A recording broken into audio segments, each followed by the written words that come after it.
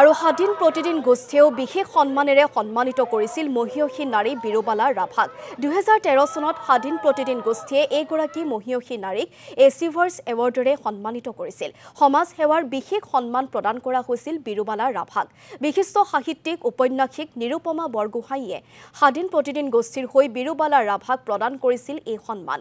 এই বিশেষ দিনটোতো সমাজকৰ্মী পদ্মশ্ৰী বিৰুবালা ৰাভাই স্বাধীন প্ৰতিদিন গোষ্ঠীৰ এচিভাৰ্ছ এৱাৰ্ড অনুষ্ঠানৰ মঞ্চৰ সকলোকে আহ্বান জনাইছিল কুসংস্কাৰৰ বিৰুদ্ধে যুঁজিবলৈ।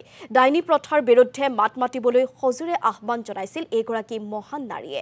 বিৰুবালা ৰাভালৈ শ্ৰদ্ধাঞ্জলি জনাই 2013 বৰ্ষৰ এচিভাৰ্ছ এৱাৰ্ড অনুষ্ঠানত মহিয়সীগৰাকীয়ে প্ৰদান কৰা ভাষণ এইবাৰ আপোনালোকলৈ আগবঢ়াইছো।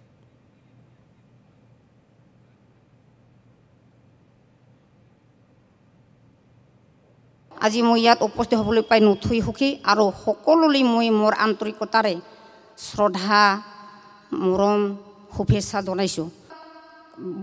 সমাজত যিবিলাক আমাৰ ঘটনা ঘটি থাকে এইটো সমাধান কৰাৰ স্বত্তেও আমি আৰু বিভিন্ন উজনি অসমত আমি যিটো লাগি আছোঁ মাজুলী ধেমাজি ইফালে ডিব্ৰুগড় যোৰহাট গোটেই আমি মানে আমাৰ এই মিছনৰ যোগেৰে আমি কাম কৰিম বুলি আমি মানে এটা সজাগতা আমি এটা পাতিছোঁ আৰু যাতে সকলোৱে ওলাই আহে যাতে মোক মানে সহায় কৰে মই এইখিনিকে আহ্বান জনাইছোঁ। আৰু আজিৰ সভাত মোৰ বাইদেউসকল মহোদয়সকল ইয়াত যিমানবোৰ আছে মোৰ আন্তৰিকতাৰে সকলোকে মই মোৰ মৰম চেনেহ হেঁপাহ শ্ৰদ্ধা শুভেচ্ছা জনাইছোঁ। জয়